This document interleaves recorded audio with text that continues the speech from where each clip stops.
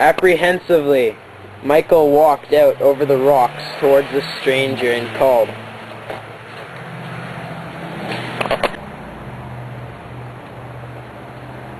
We think you're going fishing, mister. Standing up, the man smiled. He had a large head tapering down to a small chin, a bird-like neck, and a very wistful smile. Puckering his mouth up, he said shyly to Michael, Did you intend to go fishing?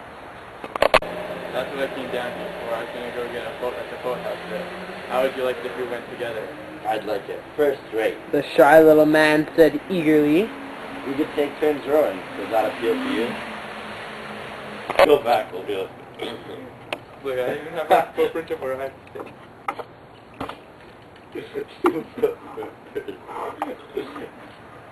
Do it.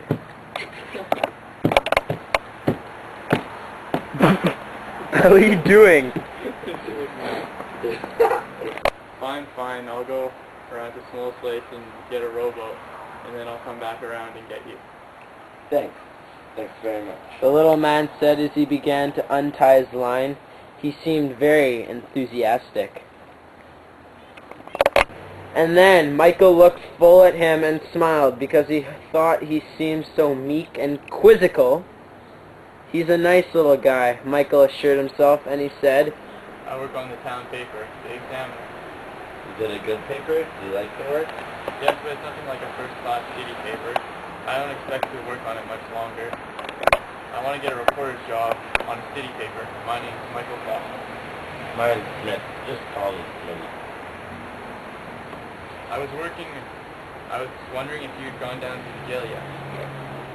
Up to this time, the little man had been smiling with the charming ease of a small boy who finds himself free, but now he became furtive and disappointed, hesitating. He said, Yes, I was over there first thing this morning. Oh, I just knew you'd go there. Michael said. They were a bit afraid of each other. By this time they were far out of on the water, which had a mild pond smoothness. The town seemed to get smaller, with white houses in rows and trees forming geometric patterns, just as the blue hills behind the town seemed to get larger at sundown. Finally, Michael said, Do you know this Tom Delaney that's down this morning? No, I don't know anything about them. I never read about them. Are there any fish at all in the lake? I'm like, He knew his voice was slow and resentful. no, I don't know anything about them. I never read about them. Aren't there any fish in all in this old lake? I like catching fish. He said rapidly. I told my wife I'd bring her home some fish. Glancing at Michael, he was appealing. Without speaking, they should do nothing to spoil an evening's fishing. The little man began to talk eagerly about fishing as he pulled out a small flask from his pocket. Scotch. He said, chuckling with a delight. Here, take a swig. Michael drank from the flask and passed it back, tilting his head back and saying, Here's to you, Michael. The little man took a long pull at the flask. Only time I take a drink is when I go fishing by myself. I usually go by myself. He added apologetically, as if he wanted the young fellow to see how much he appreciated his company. They had gone far out on the water, but they had caught nothing. It began to get dark. No fish tonight, I guess, maybe. Michael said, Whoa, you see that fish stuff? Anyway, somebody's got to do my job. There's got to be a hangman. he said. I just mean it's such a considerable work, Smitty. The little man did not answer for a long time. Michael rowed steadily with sweeping, tireless strokes.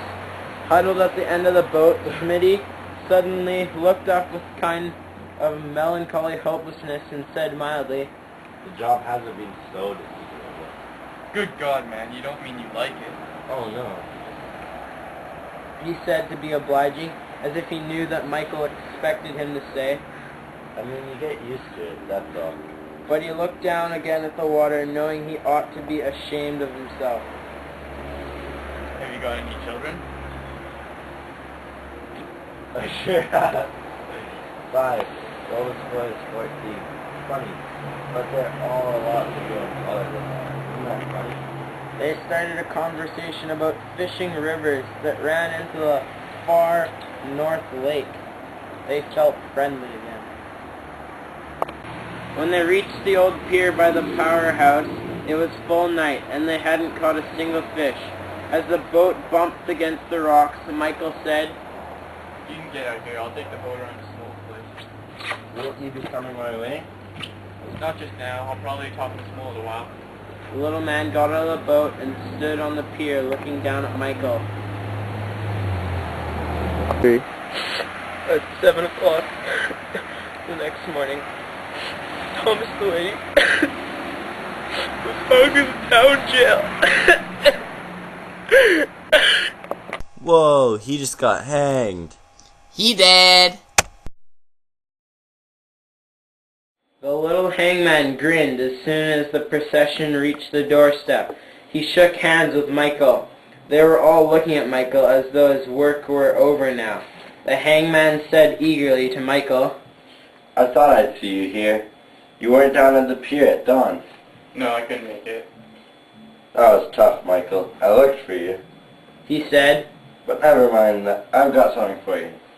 As they all went to the jail, Dr. Parker glanced angrily at Michael, then turned his head back on him. In the office, where the doctor prepared to sign a certificate, Smitty was bending down over his fishing basket, which was in the corner. Then he pulled out 2 good-sized salmon, folded in a newspaper, and said, Here, I saved these for you. Michael. I got... Oh. Those in the car must have thought at first that the hangman was with them, for the car suddenly shot forward, leaving him alone on the sidewalk. The crowd threw small rocks and sticks, hooting at him as the automobile backed up slowly towards him. One small stone hit him on the head. Blood trickled from the side of his head as he looked around helplessly at the angry people. He had the expression on his face, Michael thought, as he had last night when he had seemed ashamed and had looked down steadily at the water. Only now he looked around wildly, looking for someone to help him as the crowd kept pelting him.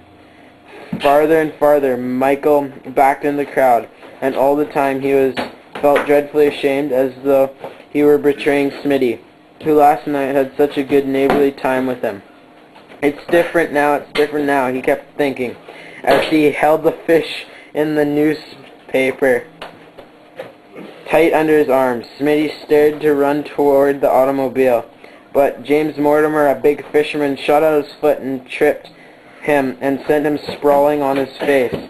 Mortimer, the big fisherman, looking for something to throw, said to Michael, Sock him! Sock him! Michael shook his head and felt sick. What's the matter with you, Michael? Nothing. I got nothing against him. The big fisherman started pounding his fist up and down in the air. He just doesn't mean anything to me, Michael said quickly. The fisherman, bending down, kicked a small... What are you holding there, Michael? What's under your arm? Fish? Throw something at him. Still in a fury, he snatched the fish and threw them one at a time at the little man, just as he was getting up from the road. The fish fell in the thick dust in front of him, sending up a little cloud. Smitty seemed to stare at the fish with his mouth hanging open. Then he didn't even look at the crowd. The expression on Smitty's face was as he saw the fish on the road, made Michael hot with shame, and he tried to get out of the crowd. My life is real, baby. You peeping me, take a picture. You peeping me, take a picture. My life is real, baby. You peeping me, take a picture. You peeping me, take a picture.